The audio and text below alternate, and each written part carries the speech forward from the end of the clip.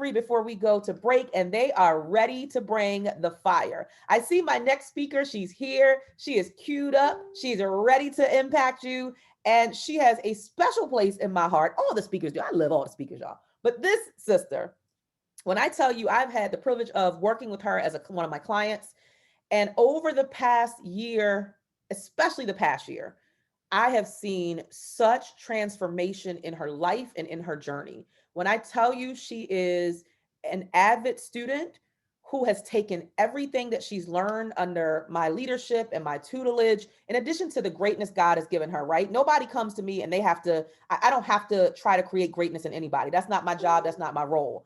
My role, my assignment is simply to open people's minds up to what else is possible, to allow them to stand on my shoulders so that they can get their footing. So yeah, they can know that there's something more and something greater for them.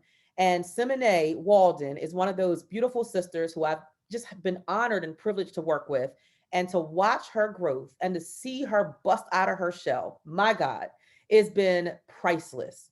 This is why I do what I do. So I want to bring her to the stage. Go ahead and turn your camera on. Simone Walden, you are up next. There she is. Hey, beautiful. And I'm loving the hair, by the way. I needed to tell you that. I've been seeing you on social media. So Simone Walden is speaking to us on the topic, Be Coming Pretty Healed. B-E, Coming Pretty Healed. All right, Simone, the floor is yours. Thank you, Dr. Sher. I was like, okay, Simone, don't cry. Okay, you got to stay focused. So, God bless all of you guys. Happy Sunday to all you beautiful people. My name is Simone Walden, the student teacher. I help educators and leaders tell their stories through written and verbal communication. And I predominantly help women 50 and older tell their stories after years of being silent. And so, I'm not sure how many of you guys are familiar with the medical term DNR, the medical term DNR. Do not resuscitate. So I'm not sure how many of you guys are familiar with it, but if you ever heard that term, type it in the chat box really quick. Do not resuscitate. And so it's a medical order where someone does not want to prolong their life. You know, they don't want any extra medical attention when they're on their way transitioning out. And October of 2021 will make 10 years that my youngest aunt transitioned. She was diagnosed with a rare form of breast cancer. And, you know, she was the youngest. She was the life of the party. She was the livest one. Everybody liked her. She was strong. She was resilient. So we thought that, you know, this is going to be, you know, this won't be a thing that she would, you know, she will be able to, you know, make it through. And for the first year, she was going to radiation and chemo, and she had the surgeries, and she was taking the pills, and she was doing everything the doctor was telling her to do. And a year in, she got tired. And I remember when she passed away, my mom had got some of her things and brought to the house. And I remember going through them one day, and it was this yellow piece of paper. It was like carbon copy. It was her copy. It says Sharon Roney Turner. She signed it that she did not want to be resuscitated when she took her last breath. And I remember when I was coming back home, I wanted to do my part. So I came back home. I left where I was living and transitioned back to my hometown to help do my part and take care of her. I remember being in the bathroom, having to give her baths, and she would just shake her head like, this is not what I ever expected my niece to be bathed in me. And, you know, you have like stacks of pills that you got to take every day. And some days she would just sit and moan. She wouldn't even say words because she would be in so much pain. And I remember the last day I picked her up from the hospital to take her back home. We was in Chapel Hill, North Carolina. It was about an hour and a half drive. That was probably the longest, saddest ride I'd ever taken with her. And that was when they were sending her to hospice. And so we put the pillows in the car to make sure she was okay. And we drove. We didn't talk much. We didn't say anything. And prior to that, I didn't know that she had signed this order. And so the week before she passed away, we're in the house, and I'm just looking at her in the hospital bed. She was bald. She had this big knot on her face. The cancer had metastasized and spread everywhere. And I'm thinking, this is not the life that we wanted for her. And this is not the life that she wanted to live. And I remember one day in the hospital, she said this to me. She says, baby, when I die, y'all gonna cremate me, because nobody's gonna come to my funeral and say, look at her, Black A. My aunt was chocolate. She was dark. So with chemo, she was getting darker. And it was almost like it was skeleton-like. And once she passed away, I realized nobody's gonna come and look and say, look at her black egg. Because where I'm from in North Carolina, there are people who were like notorious for going to funerals just to see what the person looked like. So we gave them a nice gold case of ashes. That's what she looked like. That's what you guys are gonna see with her. But I thought about this when I started thinking about this presentation, that she made a decision that something had to die before she was able to get her healing that she was looking for. And so the first step into becoming pretty healed is you got to decide today what you do not want to resuscitate. And I told you that about my aunt, and that was something near and dear to me. And I don't share this story often, but I think about the things I had to do, sign a DNR order on: fear and rejection and abandonment and what people thought. And Dr. Cheryl shared this. And you know, sometimes you just don't know what you don't know until you get with somebody. I was a teacher. I was a reader. I would literally, when I first came, we had our first presentation that we were sharing with our keynote speech. And I had my paper, honey, and I was reading. I remember a girl yesterday talked about, she used to be a reader. I was a reader, honey. And when I finished, Dr. Cheryl cut that. Well, we already had our cameras on, but she was like, Simone, did you just read that? And, you know, I'm proud because I'm a reader teacher. I did. Don't I sound good reading? And she's like, honey, no, right? So I had to get over that, the fear and the comfortability, because it was hindering me. And so I don't know what DNR order you need to sign. It could be fear. It could be low self-esteem. It could be sickness in your mind and your emotions. It could be conflict. It could be unresolved conflict. It could be self-sabotage. It could be passive aggressive. I don't know what that is today. But that's the first thing you have to decide, because while we wanted my aunt to get the healing on this side, we know that the ultimate healing was when she went away. And while people couldn't come and look at her cast and say, look at her black egg, right? Oh, now she is flying high with the Father. And so the first step is put your DNR order out there of what you're not going to allow to stop you. And so I like to do acronyms as a former educator, 16 years former educator. I'm excited to say that now. So the first one is P, pretty heal. P is pray. Pray about everything. Prayer is my in between, my beginning, my middle, my end. Pray, get direction, get instruction. What should you be doing? Who should you be connecting to? Who should you be collaborating with, right? Pray about everything. R, pretty healed, becoming pretty healed. That means I may be healed in one area, but I'm still working on something else. I'm healed in a lot of areas, but I still got some stuff that I'm working on, right? So pray about everything. R, become resilient. Become resilient. That that death kind of paralyzed us for a long time. Oh, for a long time. She had young children. She was a life of the party that was a go-to for everybody. And now you're just looking like, what do we do now? You got to be resilient, because life is going to happen. And some of you may not be physically dead, because literally we did not wake up dead. We are yet alive and well. Thank you, Lord. But what are you doing with your life right now? We got to be resilient. E, educated and edified. You got to build yourself up. Sometimes you really do got to encourage yourself, right? I see the comments, but really I'm seeing Simone, right? I see Simone and Les Brown and Cheryl right here, right? You got to encourage yourself, edify yourself. How can we edify others when we are not edifying ourselves? And become educated. Educated. What is it that you need to know to go to your next? And truth for the matter, sometimes we don't even know what we don't know. I promise y'all, when I was in Vocalize reading, I was like, yes. Till she said, girl, I don't know what the heck you doing, right? So you got to be educated. T is teachable. Teachable. A lot of us have a lot of degrees behind our names, but it's something we can learn from everybody. I had to be teachable. I had to humble myself in that 12-month Vocalizer program to say, honey, you thought you knew a little bit, but you need to sit here and learn. Be teachable. That's the T. Becoming pretty healed. Pray, educated, edified, resilient, teachable. The other T I love so much is transform.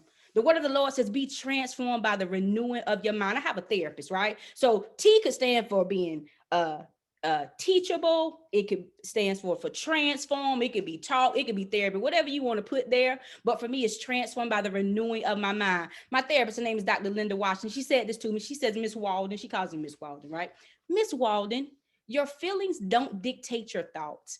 Your thoughts dictate your feelings. And I say, oh, You are so right, Dr. Wash. Let me get my thoughts together. Transform your thinking. Transform what you're saying. I heard someone say this before. Think about what you're thinking about. Think about what you're thinking about. I don't think about the morphine puffs. I don't think about looking at my aunt in the bed, in this hospital bed that she can't move. I don't think about her looking like skeleton. I don't think about looking at her like she can't move anymore. I think about really what she said to me is, and I'm going to keep saying this to you guys, I'm going to get cremated. So nobody come to my funeral and say, look at her black tail, right? Because I wanted to remember her in the jovial, in the loving ways, in the helpful ways. Think about what you're thinking. And then the last one is yes. No more dirty yes. Some of you probably heard me talk about overcoming the dirty yes. Stop saying yes to everybody else and no to yourself. Say yes to yourself. The scripture I stand on for this is Psalms 30:2. I cried out to the Lord and he healed me. I cried out to the Lord and he healed me. That's first person point of view. That's me. That's you. We have to take responsibility for our healing, for becoming pretty healed. No more dirty yes. So listen, I'm thankful and grateful for the opportunity today. I am having a free webinar on July the 6th. It's Tuesday, July 6th. I'm having one at 10 a.m. and 6 p.m. You can text the word overcome to 202-410-4202. You're going to get on my news list. You'll get all the information because we're going to dive deep into becoming pretty healed. Dr. Cheryl, Dr. Coach, I love you. Thank you guys so much. That's my time. Man, oh man. Let me get all about my feelings and all about my emotions. Woo! Simone?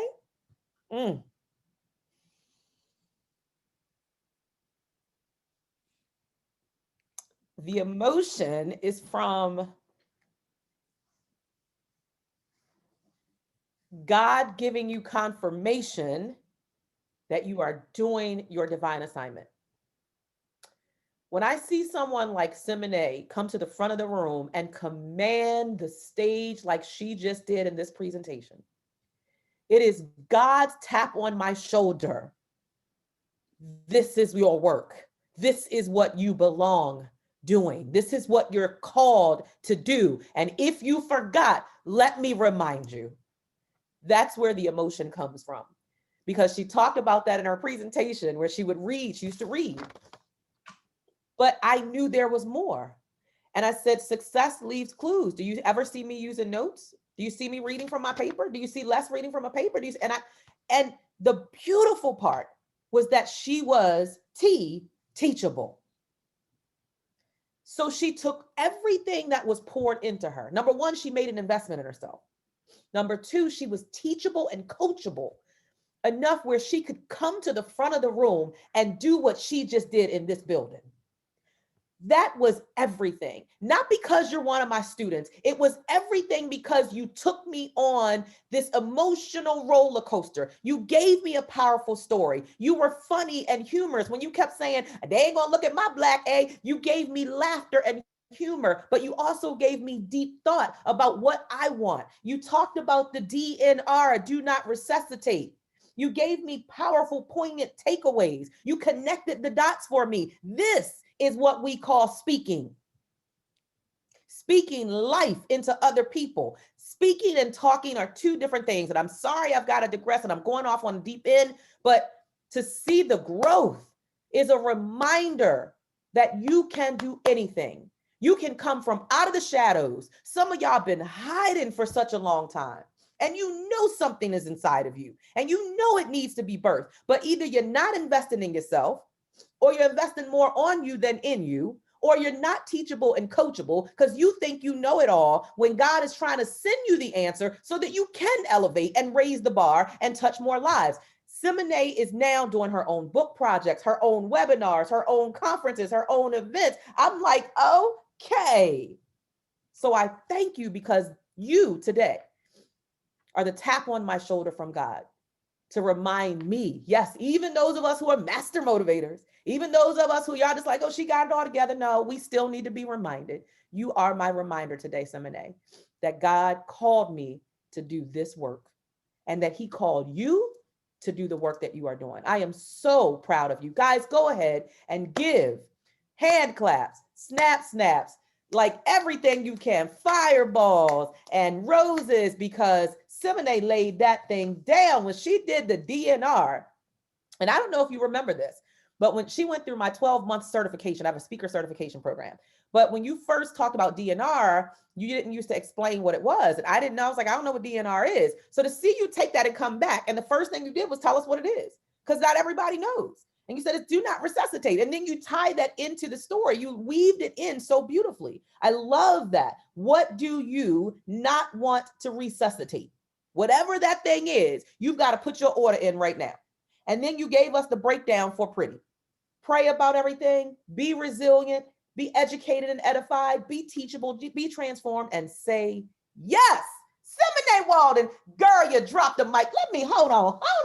I got to do what I got to do here. She didn't just drop the mic on us. Let me do it again. She didn't drop the mic. Leona, what you got to say? What you got to add to that? Listen, I've been a nurse for 10 years. So when she said, do not, I said, oh my goodness, amazing. And wait a minute. It was Simone Walden. What you just did on this virtual stage was simply amazing. What do you need to submit your DNR orders for? Listen, wow. Powerful. Listen, I need to contact her. We need to have her do that speech again in my community. Like, it was amazing. Like, simply, I mean, thank you for sharing. Yes. And she ain't read that, honey, because that's from within her. That story, that message, she planned, she prepared, she practiced, and then she allowed her authentic self to come to the front of the room. And you did that beautifully, Simone. I'm so proud of you. All right, y'all, we gotta get up off of Simone. I know she's like, okay, coach, can I go, please? Can I go? Great job, Simone. Keep going, keep going. You are enough, and God is going to elevate you at such a high level. I remember someone saying this to me, and I passed this on to you. This is when I first started speaking, and I was at this little church in New Jersey, and one of the pastors or someone spoke life over me, and she said, eyes have not seen and ears have not heard what God is going to do for you in your journey. And now where I am, where God has positioned me, I think back to those words so often, and I pass that on to you. Eyes have not seen and ears have not heard what God is going to do for you in your journey, because you're coming from such an authentic place, and we can't wait to see your elevation. I love you. Thank you. I love you more.